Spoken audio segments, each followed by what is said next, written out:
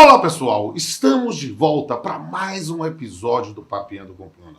E nessa vez, novamente, aqui na Unifax, neste convênio que fizemos para que a gente possa mostrar para a comunidade jurídica nacional e internacional todos os grandes nomes que compõem o nosso corpo docente e que tem uma profundidade impressionante. E meus amigos e minhas amigas, neste dia eu vou ter a honra, o prazer, o privilégio de receber com vocês Cláudia Viana, professora, advogada e nossa musa aqui no corpo docente do curso de Direito da Unifax. Claudinha, eu estou muito feliz hoje de fazer esse episódio do Papeando com você. Você é uma figura raríssima e é destinatária não somente do meu carinho, da minha admiração, mas do meu amor. E que bom te receber no Papeando com Pamplona. Obrigado, Rodolfo. Eu também estou muito feliz mesmo de participar do seu programa, fazer parte dessa comunidade que é a Unifax, que é composta de professores absolutamente encantadores, e participar desse programa que é um momento de concentrar a ideia de direito e arte. Eu sou apaixonada por esse seu trabalho. Eu fico muito feliz. Nós estamos já há 11 temporadas no ar. E que bom ter a oportunidade de, nessa ideia, de falar de temas muito importantes, temas juridicamente relevantes, com profundidade, mas com leveza, trazendo arte, eu poder te ouvir. E, querida, a gente vai falar, meus amigos e minhas amigas, nós vamos falar aqui agora sobre um tema muito sensível que ganhou uma visibilidade realmente muito grande nos últimos anos e que hoje, cada vez mais, nós estamos tendo uma preocupação de estudar, aprofundar e compreender isso. Eu até digo, na minha condição de coordenador, numa pós-graduação de Direito Antidiscriminatório, a gente estuda também este tema. O tema é gordofobia. E a gente vai falar sobre gordofobia com Cláudia Viana. Minha amada, para o público aqui, o que consiste conceitualmente em gordofobia? Rodolfo, é importante a gente começar imaginando a questão da palavra. Certo. Quando você fala de gordofobia, você vem lembrando que fobia é aversão. É medo, é rejeição, é pavor. Perfeito? Pavor de quem? Do gordo.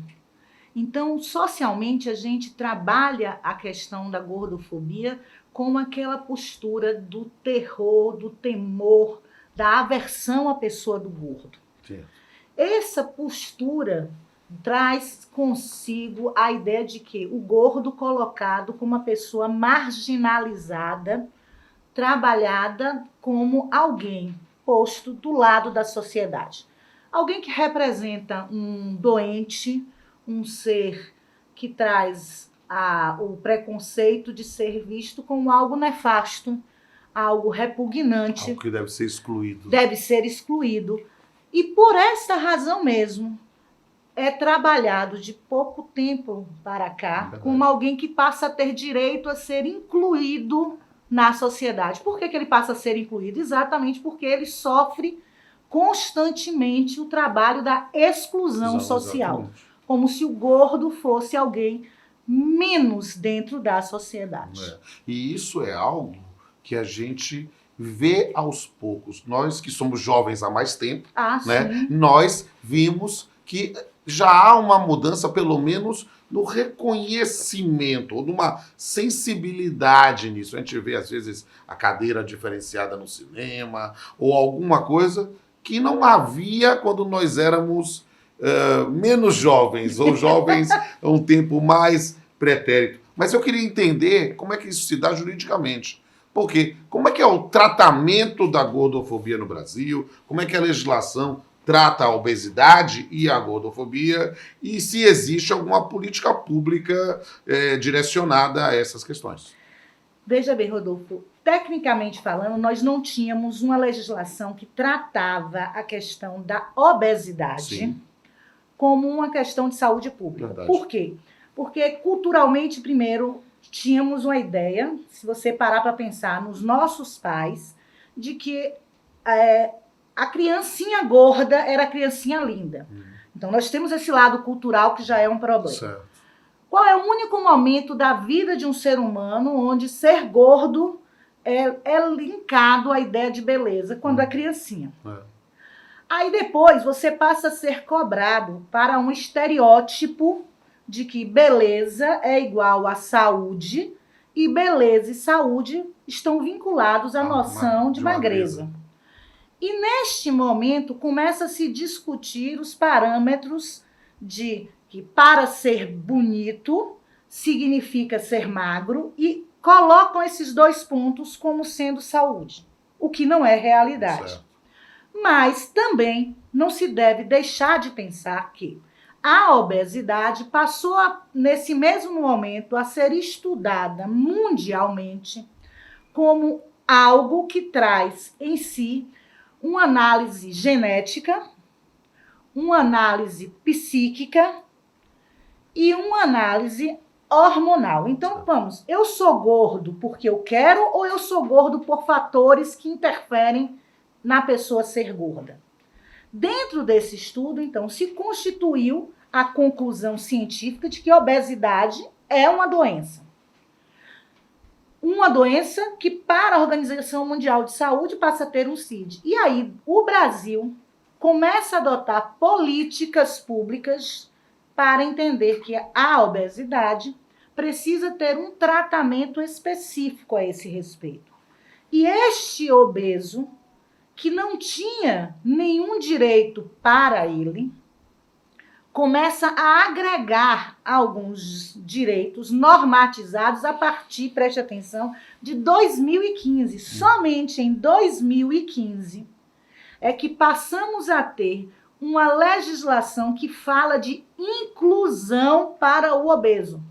Então, é em 2015 que o obeso passa a ter direito a ter prioridade no atendimento em caixas eletrônicos, em caixas de banco, a ter uma cadeira preferencial nos voos, porque aqueles assentos não cabiam, não lhe comportavam. É em 2015 com o Estatuto de Inclusão das Pessoas Portadoras de Deficiência, onde colocam dentre essas pessoas o obeso.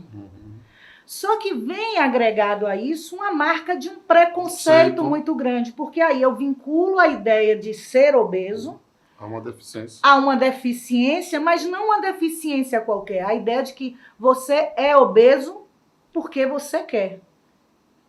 Isso aí remonta a uma frase muito conhecida, né? A gente cresceu e a gente tem Claro que eu sou muito, muito, muito mais velho que a professora Claudinha, não, gente, é a mesma né? coisa. Mas a gente cresceu ouvindo aquela frase: só é gordo quem quer.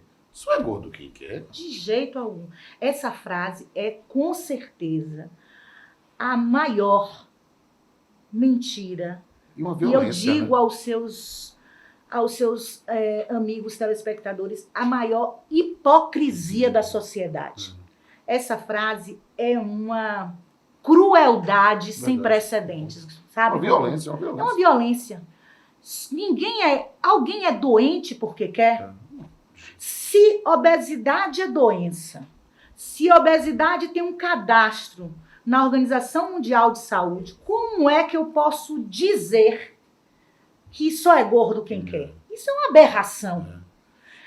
E ser gordo, gente, é ser portador de uma doença, como é ser portador de diabetes, como é ser portador de hipertensão, como é ser portador de qualquer tipo de doença, que precisa ser tratada. Sim.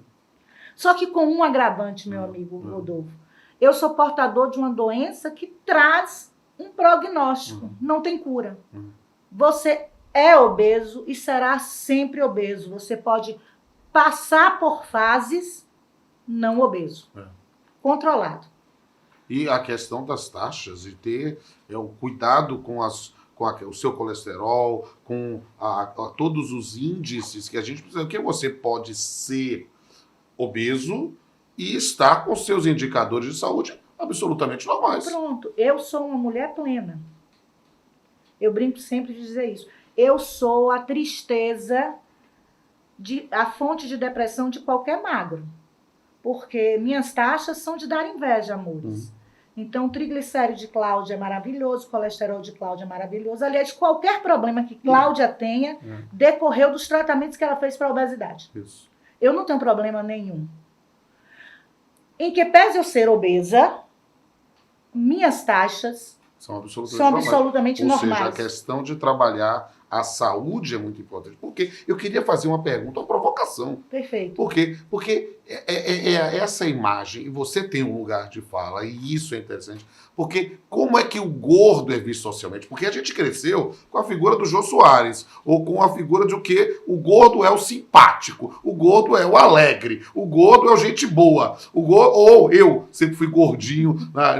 O gordo jogando futebol, ou ele era zagueiro, né? Ou se ele ainda fosse um pouquinho mais alto, ele ia goleiro, não ia para frente, não ia para... Mas compreender, na verdade, a figura do gordo socialmente, digamos assim, há alguns tipos de conflitos entre o que se sente e o que se espera sentir. E porque, assim, qual é a ideia?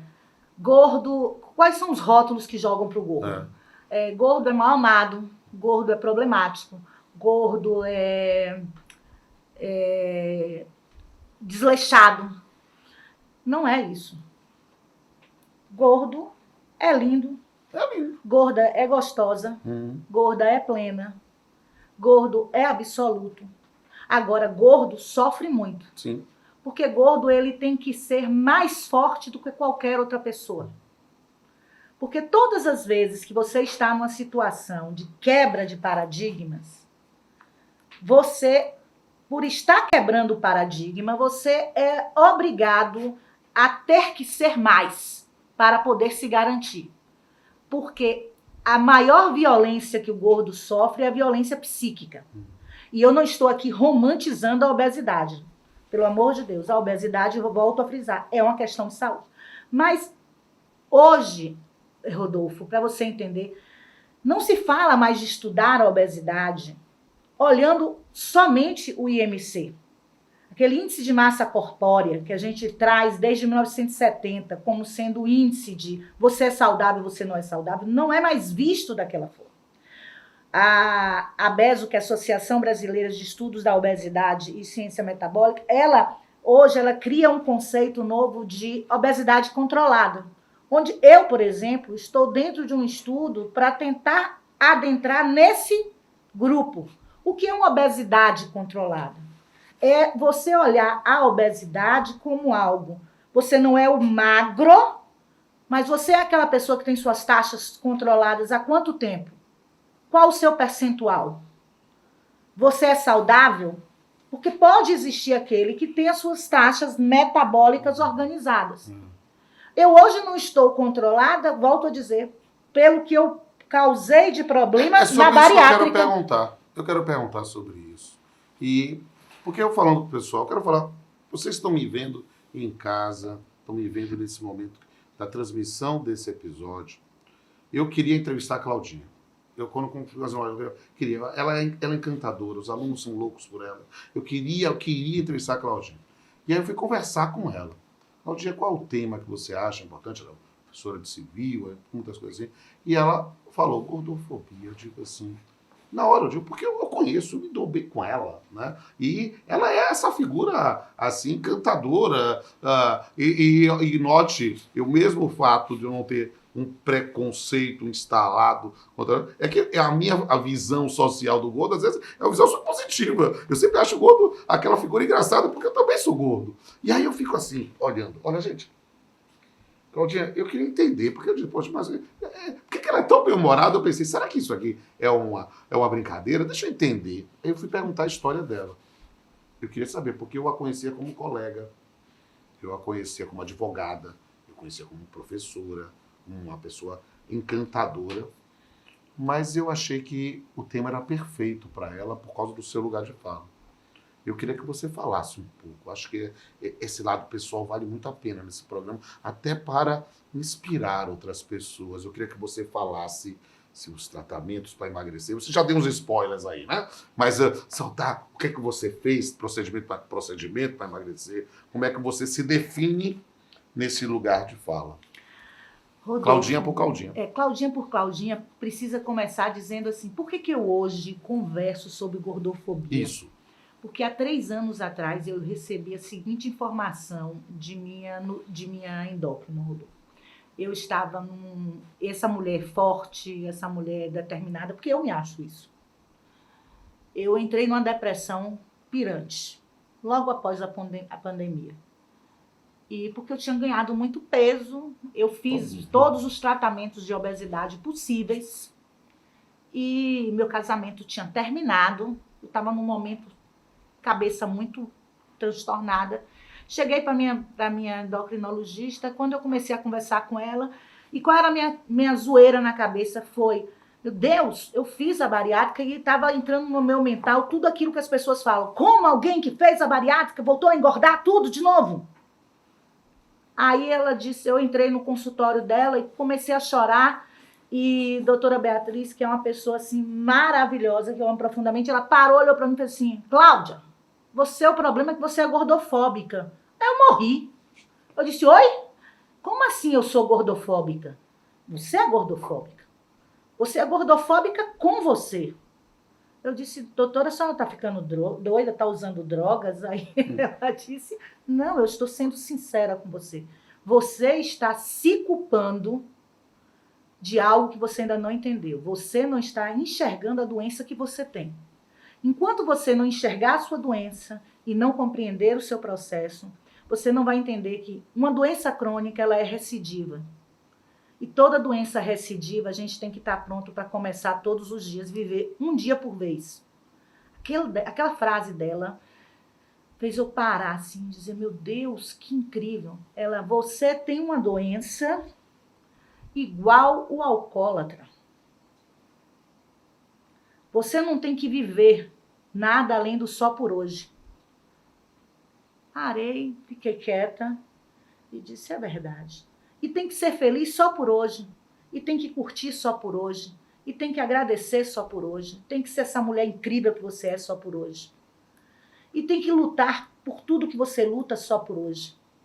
Eu voltei para casa, aquilo bombardeou meu mental. E ao retornar eu disse assim, realmente, eu não sou uma parada. Eu não sou uma pessoa lenta, eu não sou uma pessoa desligada. Dói. Mas dói muito mais o que o mundo faz comigo e que eu permito que esse mundo faça comigo do que o que a obesidade em si faz. Rodolfo, eu pulo carnaval. E você que é de Salvador, o pessoal que não é sabe, nós pulamos carnaval, são mais de 6 quilômetros pulando o carnaval. Não é todo magro que aguenta o pique que eu aguento. Eu frequento shows. Eu tenho uma vida ativa. Eu sou advogada. Só isso já diz que eu sou uma mulher incrível. Porque ser advogada, meu lindo, é para fortes, não é para qualquer um, tá bom? Então, aguentar a minha rotina de vida é para uma pessoa ativa. Aí eu comecei a dizer, gente, então como é que uma mulher como eu pode estar se achando um fracasso? Eu tenho que olhar para mim e dizer assim, eu sou saudável, eu sou incrível. E aí, depois daquele momento, eu vi que realmente eu tenho a capacidade de enfrentar essas coisas. Mas o que me angustiava era o que eu estava deixando que de lá de fora fizessem comigo. E aí eu constatei o seguinte, tentei de tudo. Só esqueci de um detalhe, eu tinha operado o estômago, não o cérebro. Ou seja, o que minha médica tinha dito foi, Cláudia, você operou o estômago, mas a sua mente continua de gordo. E mente de gordo é mente de gordo. Você tem que viver e trabalhar sua mente todo dia, porque a obesidade é uma doença recidiva. Se você não fizer só por hoje, você vai engordar sempre. Então, eu passei a contemplar cada dia o dia. Olhando o quê? Estou saudável? Vou levando. Hoje eu quero modificar alguma coisa, eu vou modificando. Atingir o meu bem-estar, eu modifico o que está atingindo e tomo outras atitudes. Mas não, isso não me entristece, isso não me revolta, porque a revolta não me leva a nada. Eu quero saber se eu estou conseguindo ter a capacidade de fazer as coisas. Hoje eu tenho capacidade de fazer, então tá tudo ótimo. Vou tocando minha vida. Quanto ao que os outros pensam, entrego na mão de Deus. Isso é maravilhoso. Mas, sabe, eu acho que é muito importante, sabe? eu vou insistir mais um pouco. Porque me impressionou muito a sua história. Você me contou de sua mãe, você me contou da bariátrica, sabe? E eu fico imaginando, porque aqui o Papeando e a gente fazendo esse convênio com o Unifax, a gente tem aqui uma tela de conforto para gravar, para fazer, mas no menos quando vai ser, a gente coloca isso no ar, às vezes 50 mil pessoas vêm. E é um negócio que a gente perde o controle. E eu acho que isso é importante ser dito. Porque às vezes, sabe, e quem tem uma doença, vamos dizer assim, essa expressão que você usou tantas vezes, às vezes acha que está marcado na história, na vida, e dá para fazer diferente. Dá. É porque Rodolfo, meus amores, quando ele conversou comigo, eu mandei para Rodolfo os temas que ele recebeu. É importante que o telespectador saiba disso. Aqui é fofocando no Papeando, entendeu? Fofocando com Pamplona. Fofocando com Pamplona. Quando eu mandei para ele esse tema, ele me mandou uma mensagem: você vai falar sobre isso mesmo? Isso não vai te machucar. Eu sou um homem sensível, eu não quero que você sofra. Isso é verdade. Eu disse, mas eu não vou sofrer falando disso, porque esse é um assunto que eu falo. E eu falo em sala de aula, porque eu sou uma pessoa transparente. Eu acho que esse é o meu diferencial. Sim. Sabe, Rodolfo, eu como professora, eu brinco dizendo assim, você é uma pessoa de cultura vastista. Eu tenho minha cultura, estudei muito. Cheguei onde cheguei porque estudei muito.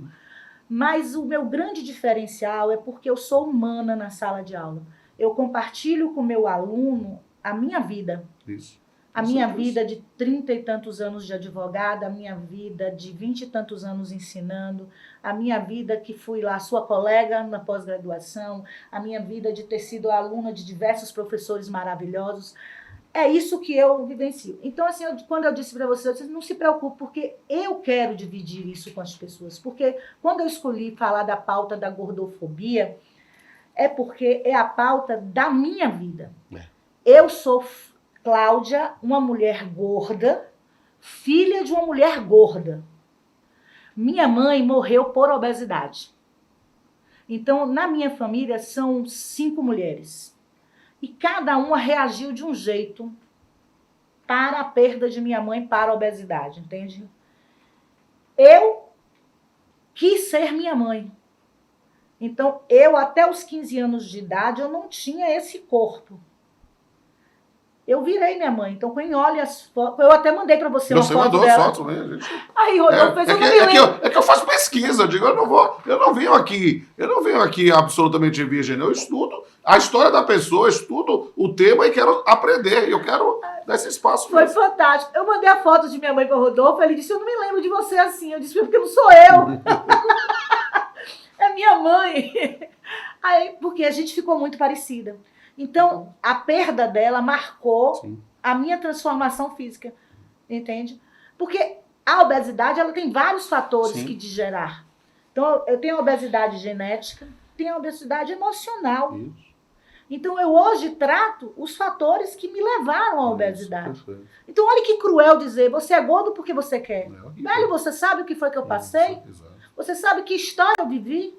E cada um sabe a dor e a delícia. Exato. Então, assim... Mas isso não me faz inferior, não me faz superior a ninguém, me faz ter a minha história. Vai ser você mesmo. Pronto. E é por isso que na hora que a minha médica me disse assim, você está se julgando como as pessoas te julgam, ela disse, viva só hoje. Foi a sacudir dela. Foi o grito para não morrer no atoleiro, entendeu? Para dizer assim, acorde e viva seu momento. Amém.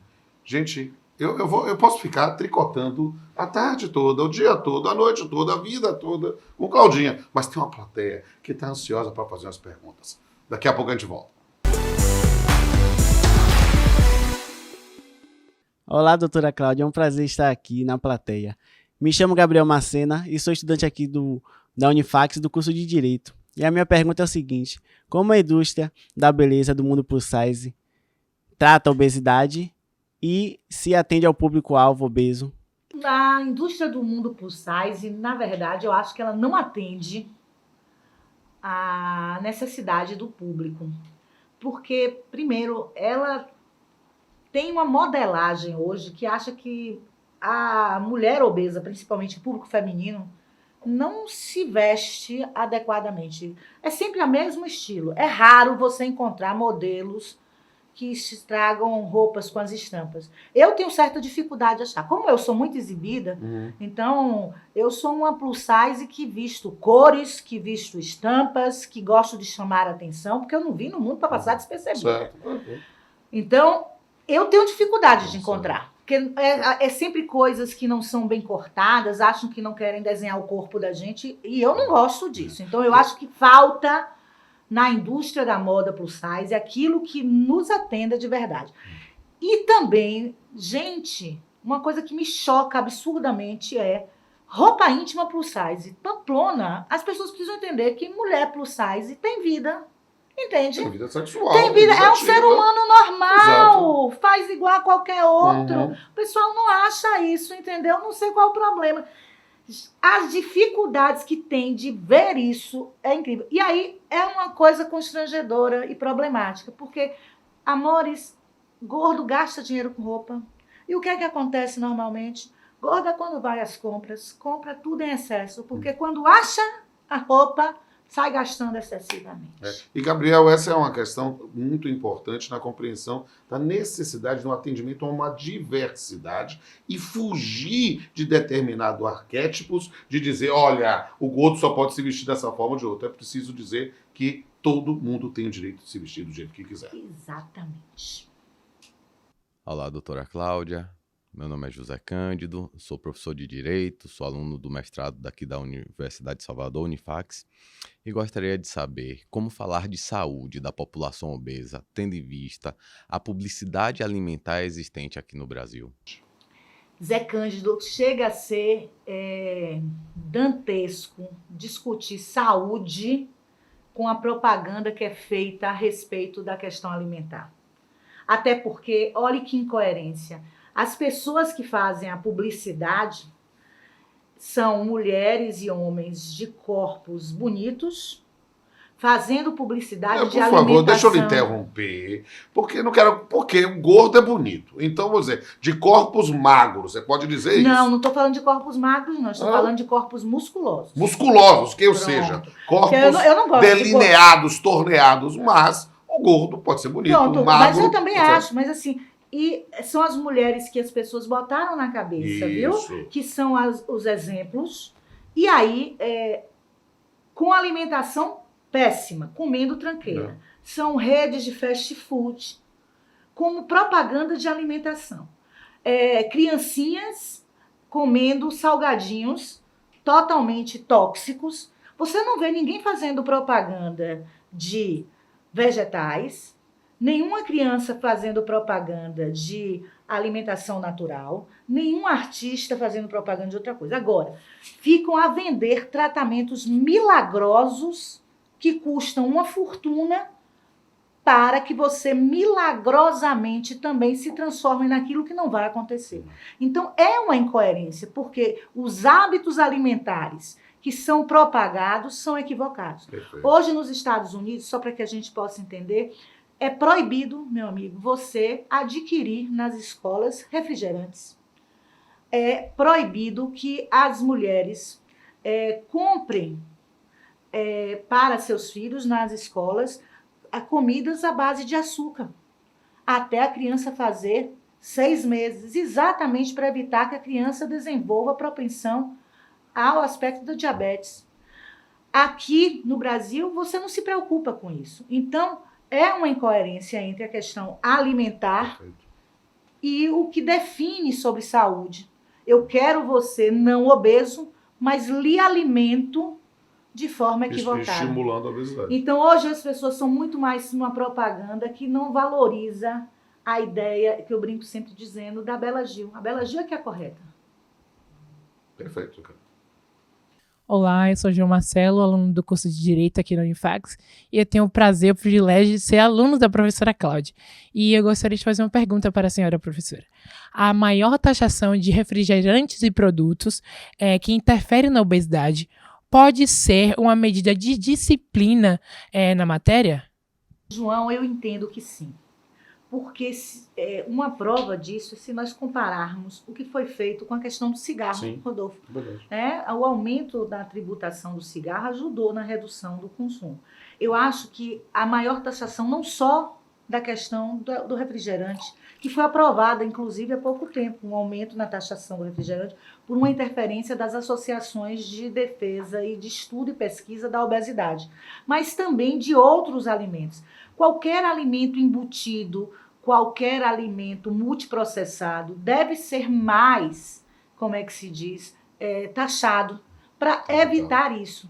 Porque uma alimentação menos processada, uma alimentação mais natural, é uma alimentação que ajuda a evitar a obesidade. E aí adentra uma educação alimentar correta.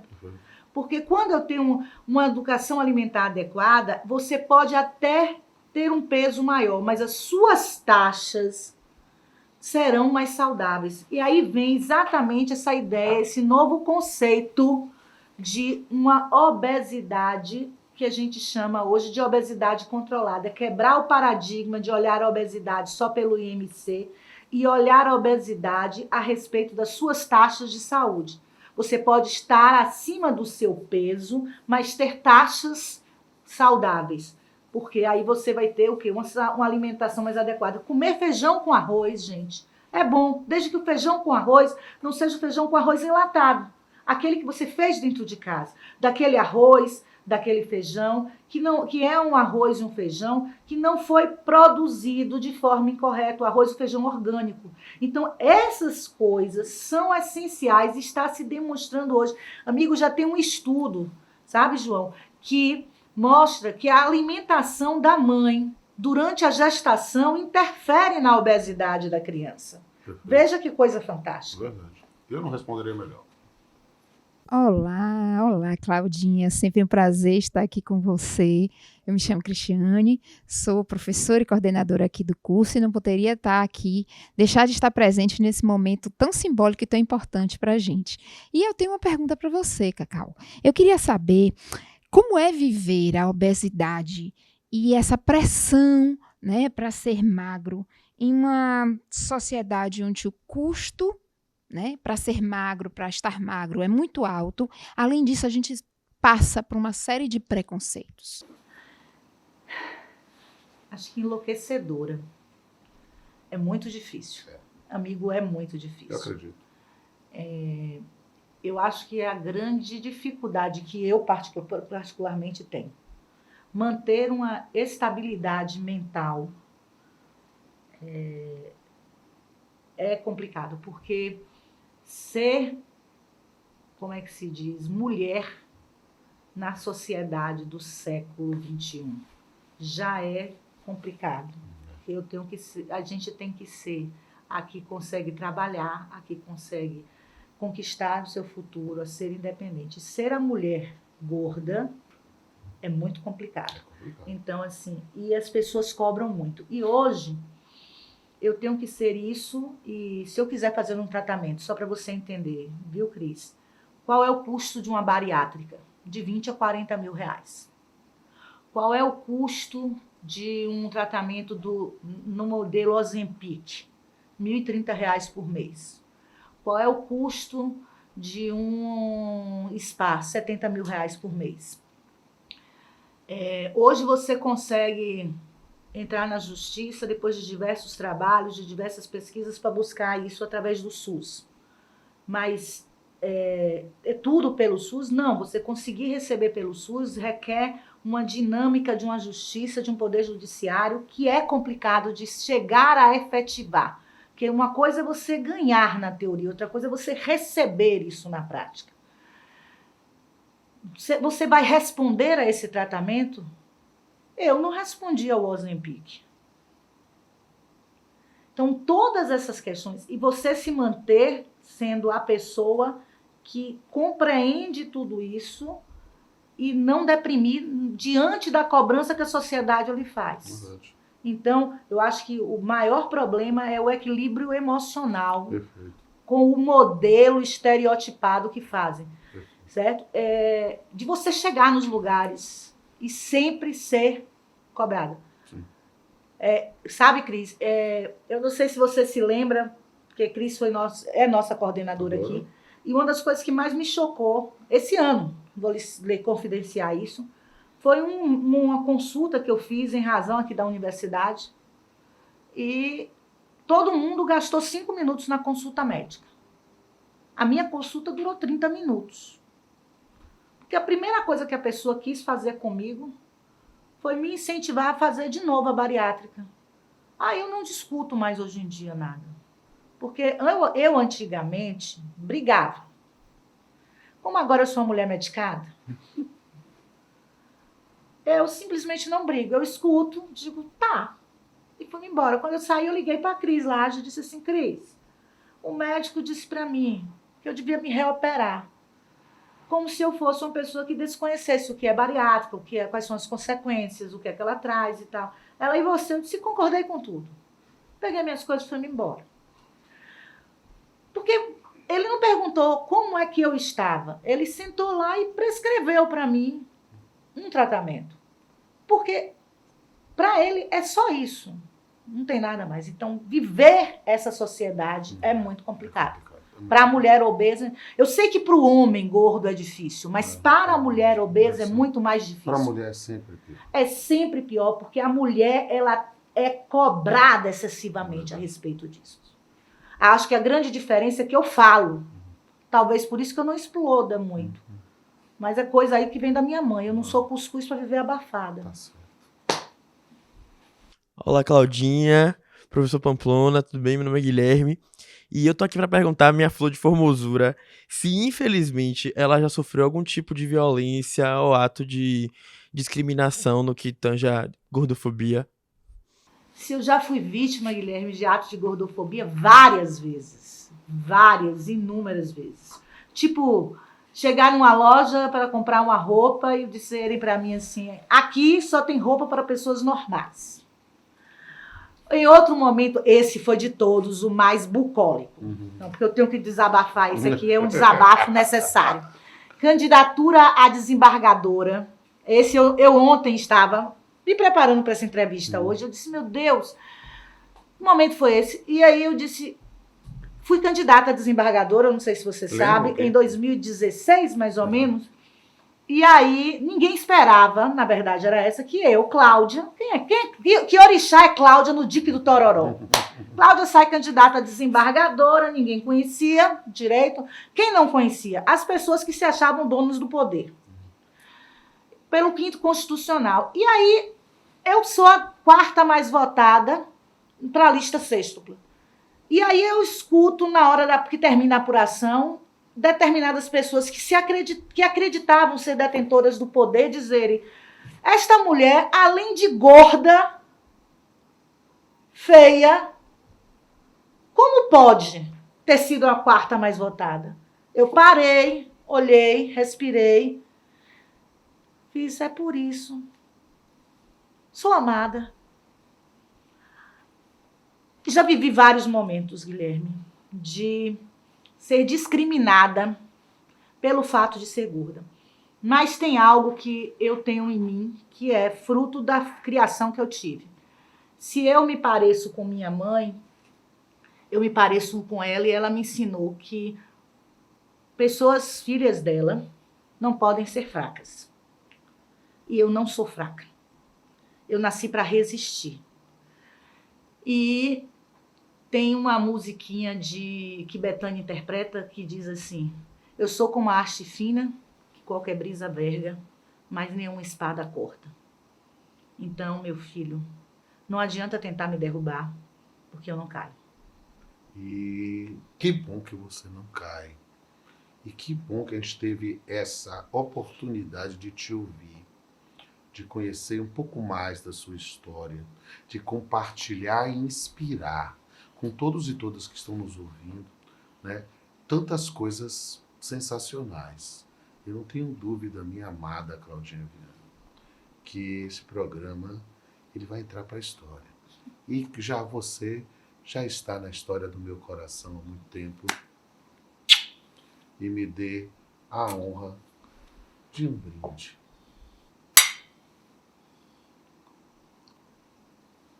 E meus amigos e minhas amigas, vejam os bastidores deste programa lá na hashtag Papeando com Pamplona. Lá você vai ver também a oportunidade de ter a sensação de compreender quantas pessoas legais estiveram aqui hoje e estiveram também em vários outros episódios.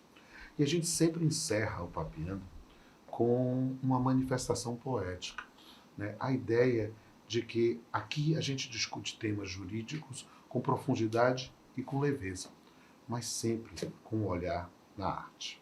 Até a próxima. Gordofobia. No espelho, a sombra recusa a verdade e reflete um corpo que é alvo da dor. O peso não é o fardo da crueldade, mas o olhar alheio que ignora o amor. Gordofobia. Um veneno disfarçado, sussurros cruéis, estigmas sem fim. No campo do julgamento, um terreno árido, onde a empatia é um sonho para mim. Corpos que dançam com ritmo próprio, desafiam o ódio com a força do ser. Cada curva, uma história de vitória.